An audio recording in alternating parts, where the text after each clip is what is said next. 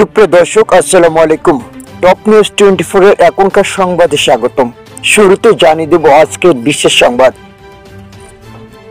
ভোটের আগে সংস্কার ও পিআর পদ্ধতি মানতে বাধ্য করা হবে বললেন জামায়াত নেতা আবু তাহের। এতক্ষণ শুনলেন সংবাদ শিরোনাম, এখন জানিয়ে দিচ্ছি বিস্তারিত। রাজনৈতিক দলগুলো সংস্কারের যেসব বিষয়ে একমত হয়েছে সেগুলো অবশ্যই আগামী জাতীয় সংসদ নির্বাচনের আগে বাস্তবায়ন করতে হবে বলে দাবি জানিয়েছেন জামায়াতে ইসলামীর নায়েবে আমির সৈয়দ মোহাম্মদ আবু তাহের।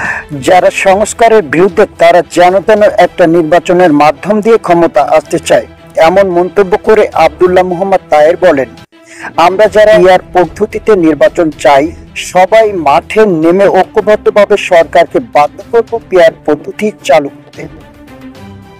এ বিষয়ে রাজনৈতিক দলগুলোর সঙ্গে আলাপ আলোচনা করে একটা পথ বের করার জন্য প্রধান উপদেষ্টার প্রতি অনুরোধ জানিয়েছেন জামায়াতের এই নায়েবে আমির। তিনি বলেন, পিআর পদ্ধতিতে নির্বাচন নিয়ে একটা প্যাকেজ গণভোট সরকার আয়োজন করতে পারে, সেখানে জনগণ যেটা বলবে আমরা সেটা মেনে নিব। আব্দুল্লাহ মোহাম্মদ তাহের আরো বলেন, যাদের প্রতি আস্থা রেখে জাতি ক্ষমতায় বসিয়েছিল আশা করেছিলাম কমপক্ষে তারা একটি নতুন যাত্রা শুরু করতে পারবে, কিন্তু এখন দেখছি ক্ষমতায় বসার পরে তারা রাবণে পরিণত হয়েছে। এটি এ জাতির জন্য একটি দুর্ভাগ্যময় অধ্যায়।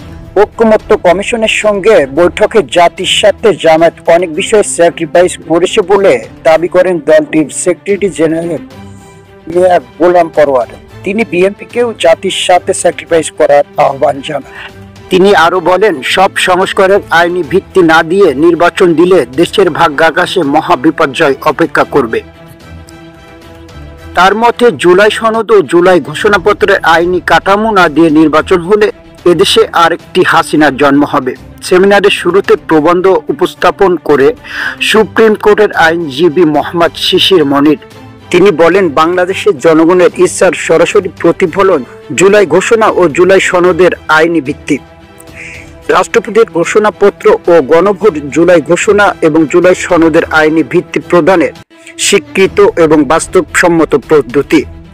সুপ্রিয় দর্শক, এতক্ষণ আমাদের সাথে থাকার জন্য ধন্যবাদ জানাচ্ছি। আপনি যদি এখনো আমাদের চ্যানেলটি সাবস্ক্রাইব করে না থাকেন, এই ভিডিওতে একটি লাইক দিয়ে পরবর্তী ভিডিওর আপডেট পেতে আমাদের চ্যানেলটি সাবস্ক্রাইব করে সাথে থাকুন। আর এই ভিডিও সম্পর্কে আপনার গুরুত্বপূর্ণ মতামতটি অবশ্যই কমেন্টস করে জানাতে ভুলবেন না। ধন্যবাদ। আসসালামু আলাইকুম ওয়া রাহমাতুল্লাহ।